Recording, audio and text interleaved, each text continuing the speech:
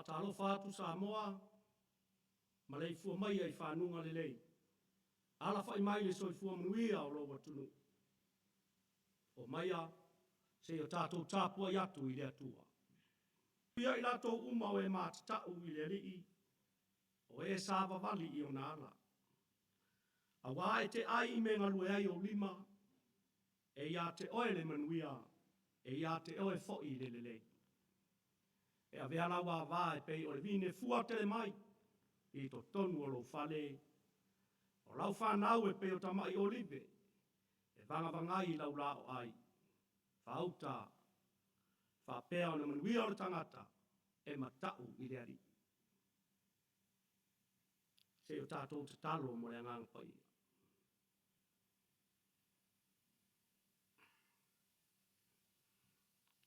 Le atua sisi ese, le atua mamana. Wa o se foia e whae e le savili, o mātou wha moe ngā ma wha nau nau. Pe a unoa ma lo mafuta ina o i mātou e ala i lo wangang pai. O leo a mātou mua i tā pā ai tūlia e tā, e ala i lo wangang pai. A fio mai se i e sausawina, o mātou wha tawa. Ma tuli matatu tuluina i pea aro mātou ngau i whalenganga. Ini o mātou momoli le taulanga i lau fio. Ia mālie i o luma, mana namu i nifo whatawhai taulanga. E ala i le awa ma le mi ngau i te tauari. Ala tu lava ia Jesu Keriso, o mātou li i mano mātou whaola. Amen.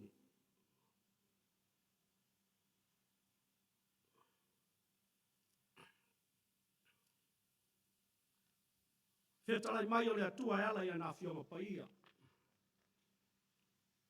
Mauar tātou tūsi whai tau le nei tai ao. Mai le whengainga tuai. Mua mua le tupu alo na mata upo se fulu ma le ono. A mata le whai tau ma le whai upo e tolu se fulu. Se o oilo na whai unga. O na wha wawa toi le mata upo se fulu ma le fitu. I o na urua i whai upo e ono. Whaafonga mai a. I a whionga pa i alo tātou watua.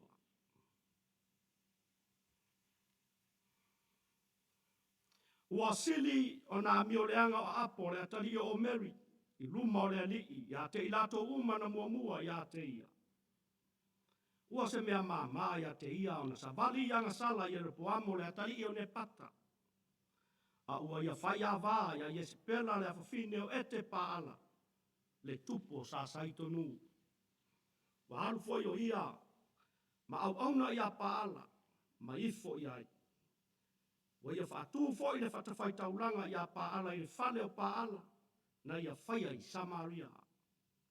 Wa whaia foi e apo le tupua o Asaira. Wa sili lava mea na whaia e apo e wha ono ai le alii le atua o Israelu. I tupu uma o Israelu na mua aku ia te. Wa whai atu e lia le tisepi. O sole nu e no nofo i kiriata ia apo. O loo soifua le alii le atua o Israel. O ia o te tuai o na luma. E le ai se sau po se tinu. I nisi tausanga se ilonga o te whaiata. O mai fo i le afionga le alii a te ia o whapea mai. Tu ia le nei mea. Ma e li wane le tu i se sae. Ma e lafi le alia o kirita, e whea ngai mai oritana. E te inu fo i le alia, o whai atu fo i o rewa la tau te whawhanga i a te oi le mea. O na alua i le o ia, ma na whai e tusa ma le awhionga le alii. O alu o ia, ma nofo i le alia o kirita, whea ngai mai oritana. Na au mai fo i o rewa i a te ia, o a reto ma ano manu le tai au. O a reto foi ma ano manu le afiafi, ua ia inu foi le alia. Tauna ia whamanuia le atua, e ala le tātou whaitau mu whaanolongo i ana whionga pa ia, ma ia whaamtara loto pea e lona nganga, e lave ma le whainga tāwa na whionga pa ia. Ma ia tu mau te pea te ia lona lava vi inga. nei mo se ia o le whaavavau lava. Amen.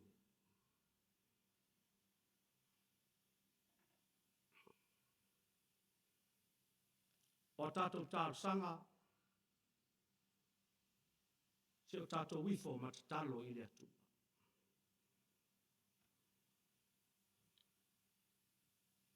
Le atua o sirisiri e se, le atua e ou mea umalava,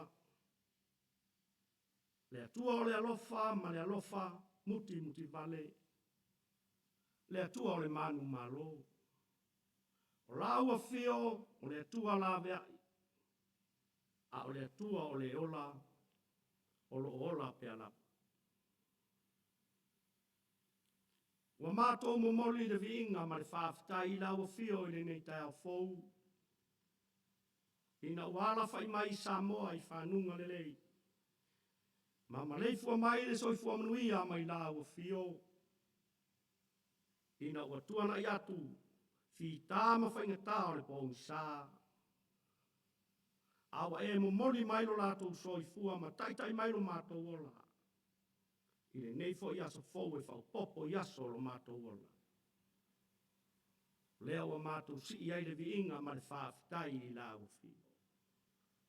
Ma lo pule whaafitai anga le lei. Ono lau tau singa isi o mātou atunu pele. E ui lava na fuau tuai mai fi tāma whaingata. O savili ma matangi ma arolosi. O nisi foi taimi. Le pesi mai o whaamai. Ai mātou te tari tonu le atua. E te leo tu lafo ina. Samoa si o mātou atunu. O mātou alanga ina le whaafitai le nei tai ao. Ono soi fua manuia. O taitai whaare malo. Taitai whaare kalesia. Ai le ngata i lea. O ulo whaalapu potonga sese. Se i o lava i le pule mamalu ali i mawhai pule. No o maafio anga. Mo mātou ta ngata lau tele. Whaafitai i le atua. I lo wanga le lei mo lo tausi mai. E ufo i nala whai mai si o mātou atunu i nisi o tafa o Samoa. E ala i lau wala au pa ia. E loi mata malingi ma le leo le whaavau. Ona o nisi sa pele ma mamae. Wa whaamawai mai ma fulitua mai leo la nei. Ia i mātou te le whaameo. Wa o laua fio e ou mea umalapa. Na e tāpena ina lo mātou amatanga. Wa e saunia foi lo mātou ngata. Ara mātou whaafitai le atu. Ono lo mātou tūwhi tau whaolo ta mau ainga. O lo wanga le lei ma lo alofa ua mata fele fele. O whapea o na anga le lei ai.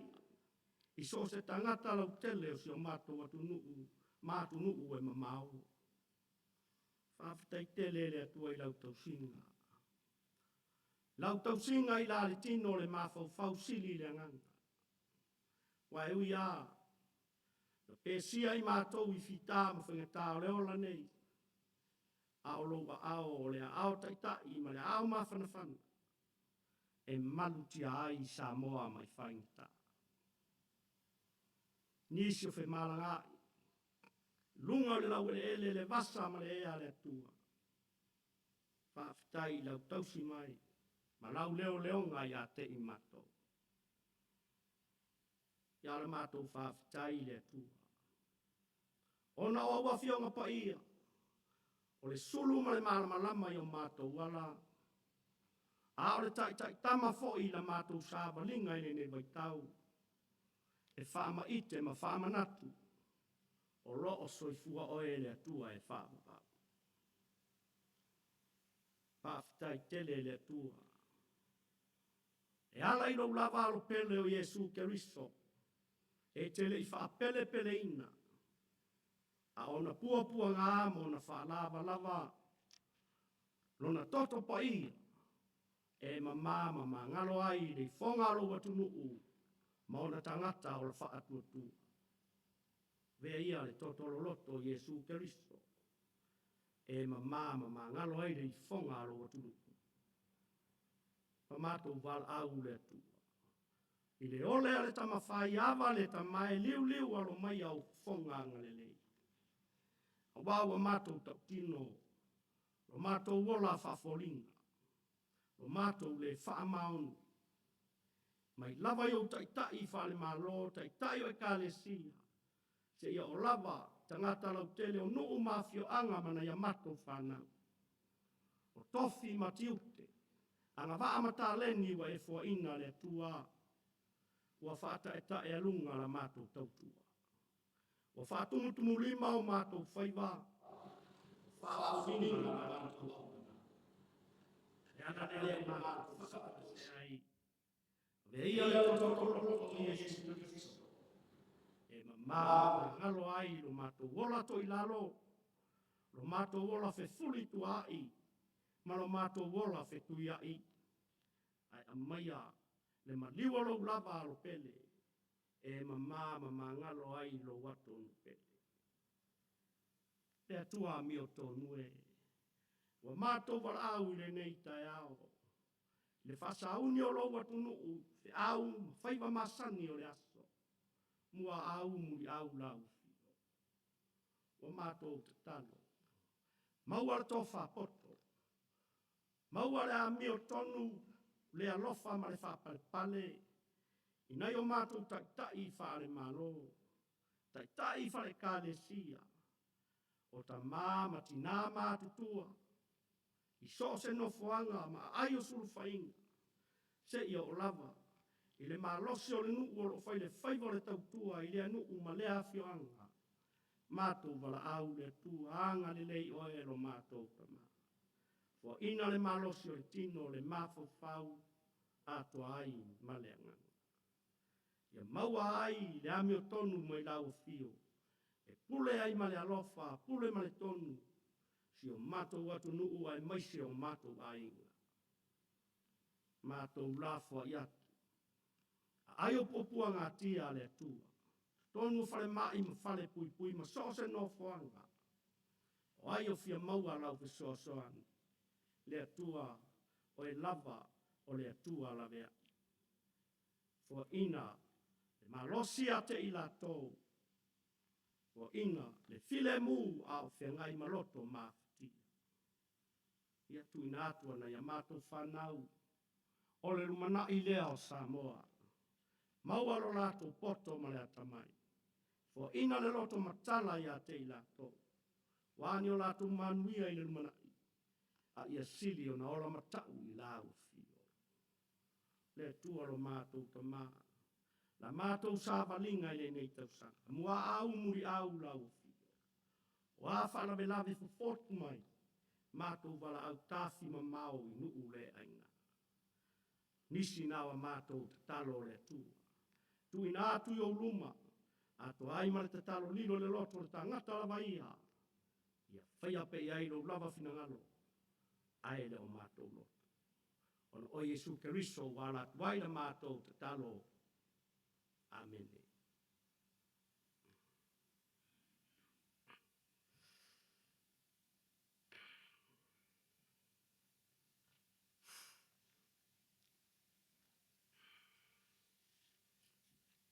Ole la unga di sua fama malu le tua le tama, le tua le alo, le tua le ngangsa. Maua tātou matua le tusi sa whaitawina. A o whao ngā ina le whai upo tolu, o le mata upo sfulu ma le fitu. Le tusi o le mua le tupu, o te toe whaitawina.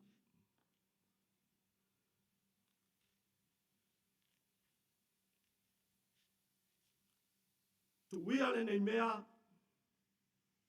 ma e lili wane i le tui sae, ma e lafi le ali o kirita, e whea ngai ma yoritana. O le ao manatu o le neita e ao. Whaalongo, mausitai le si ufonga o le atua.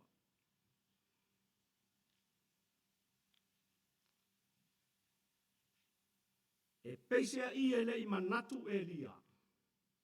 E faise la fi naunga ma apo. e ui. Ua pei o le pi fai tau o tamaiti, po le pi tau o tamaiti le va aia Elia. Le tu ainga soifuanga le o lai apo. A o ia o le taitai. O ia o le tupu. O le ulu o le ainga ma le nuu. Ai baise, o lo o tu le foi mua.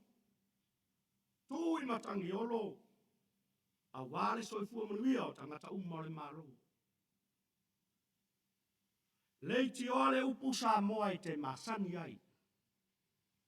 E a fua mai maunga le manuia o nuu. E a fua mai foi maunga le malai o nuu.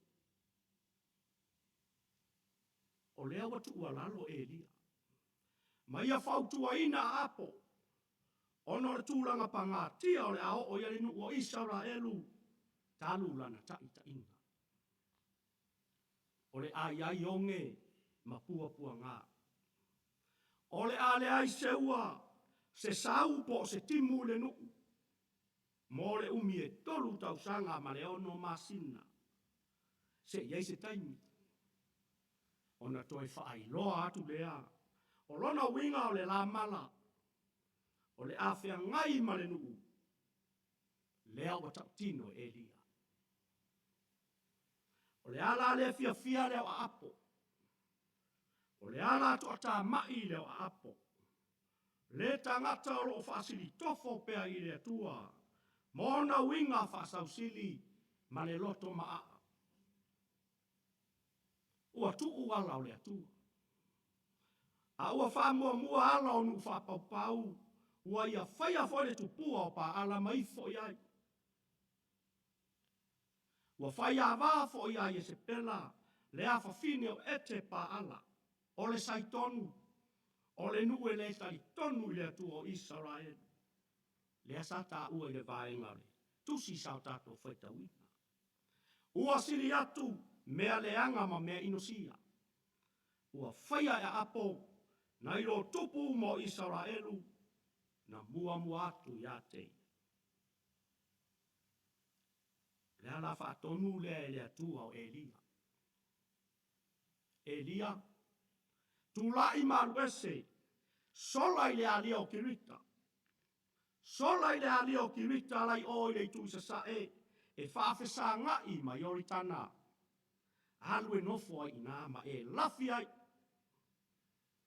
A wafo i o lea ua, sa ili a apo, malona loto ti ngā. Ato ai mana au e fasioti i a te. E lilo ale tangata i la tātou wa ai. A e le mawhai o na lilo le sila whangati a le atua. O tātou manatu foi. E le o le fina ngalo lea o le atu. E ui le vāpi api o le alia. Le ngā wā, le lave le matala ma le matui. O le upu moni e le aise e a le lei. Ai wana o sina vai toa. O le alia e inu ai, e whawhanga foi e o rewa, i nai mo moi a reto, ma a ano manu le tai ao, ua whaa pea foi le afiafi. O le upumoni Samoa, e le longo marie, e le longo le lei, i le soifua ma le ola whaatangata peitai. O lo whaatepa pea e lia e le atua. I le vai tafe o yoritana. O lo tau lai pe i aila na vaai te mi uma. Ma aso uma. Le vai na whai ai e le atua vavenga te tele. Ma mea ofo fongia. Ma whaai loa ilo na lofa wha maoni moro na nuu. Maona tangata. Ina ua vaelua ina le vai. Ai mua atu le awo si taulanga ma le atola au o le whenga. Le whenga inga le atua ma Israelu. Ma sopo i atu le lai tu vai. Ma no nofo fi file mu le leia. E pei foi ona ia whaia i le sami ula. I le vai tau al sola anga Israelu mai ai kupito. A o whaape na ona tai mai e si toi ina mose. A o le yoritana fo ia lea. na whaia ia Ioane le papatisonga o Iesu. Ma sava aia ia tangata, le anganga pa ia wa peise i o se rupe, wa fio ane ma wha pepe pepe i ona lunga. Sa moa e so o a wha ma mani noa. Tātou wha lolongo mausita i le tumu musu a le anganga o le atua. E le leilo tātou lalafi. Ona ua tātou wha alongo mausitai, mata lia le musumusunga le anganga o le atua. Ona tātou wha atino ai lea ma whaia mea sili, ma mea mātango fie mo le atua. Ai maise o mea manuia ai o tātou a inga, manuia ai a tātou whanau, manuia ai o tātou nuu, ai maise o lana e kalesia, male atunu. Ai leanga ua tātou lalafi. Ona ua mafia fia o tātou winga inosia. Maamionga mātanga. Wa tātou wha ono i lungo le atua i le aso, ma le aso. Ona tātou tau mawhai ai lea, e wha sao le mea inosia. Ai wha se le mea mio tonu, ma mea e fia sila i ai le atua. Tātou ono sai le ngawa. Tātou ono sai le lave, le mātui ma le mātala. E ala i fita ma whaingatao le ola. Ua fesoa ina ma whalute mai. Ile nei fo i vai tau. A wale upu moni. O loo wha pepe i o tātou runga le lupe o le tala le lei. O loo tau lai pe i aila tātou wa ai teimi uma maso uma. E ala i lea lofa tau muli o Keriso. O se fe au foi lea o le tala le lei le nei tae au. Au e whasauni ma fōtu wa i lo sa. I whaiva ma tiu te masani o le aso. Sa moa. E au na tu ese ma la foa i tu maanga ino sia. Lo tātou loto ma aa. Ma lo tātou wola whasausili. Le fe fuli tua ai, ma le ola fe tui ai wha apoa. O mea e lololo ma sua malia i la le tino, ai o ona ma ino sia i la le anganga. Le ololo ma au, ma le ololo pito vaa si toi ina o Elia. Na lu tia lavai pua ngā ma whaingata. Ai na mapu le alofa tau muli o le atua. E ala i le whalongo, ma le usitai, i le siu fonga o le atua. I oe Samoa. Tātou whaalongo ma usitai le tumu musu o le anganga o le atua. E awala mai o tātou taitai whaale malo. O tātou taitai whaale kalesia. O na manuia lea o si o tātou atu nuu, ma ona tupulanga la lupau. E le i whaafitia i Iesu o na puaponga. Ae saia ono saia ma lavatia. Saia inu malia i whaingatā o le ola. Le ala i le sa tauro, le oti ma le tunga mau. Saia whaalongo mausitai. Ta lia le si ufufonga o lona tama. Nā lai o nā e malo na whaiva. E ala i le toi tū manu malo. Ina ia toi maua le leinga le atua mana na whanau o la toi lana. E ala i le ola e whaavavau. I le moni ma le whaamaoni o le tātou wola whatua tua. Ona o Iesu. Amen. Tātou whai ule nei sauninga i le pese. Se lau iwa sfulu maleonu. Se lau iwa sfulu maleonu le pese o la tātou whai uai.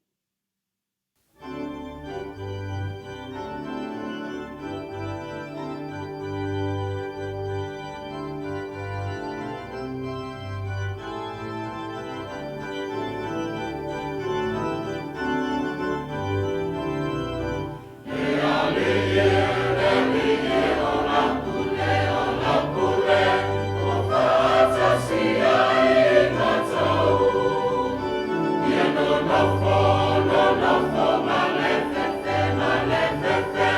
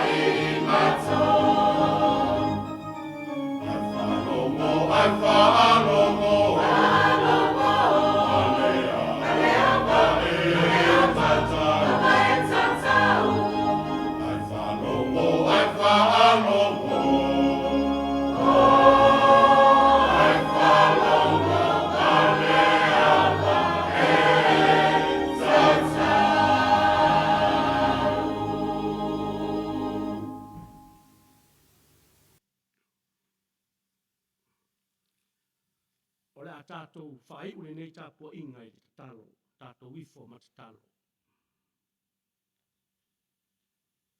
A o le file mū ma le manuia o oe le atua. Le alofa siri ese o Jesu ke riso. Ia ma le maafutanga fai pea ma lo lava ngangsa. Ia i lunga ia Samoa mane lalo langi ato. Nei, ma se ia o le whaavavau lava. Amen.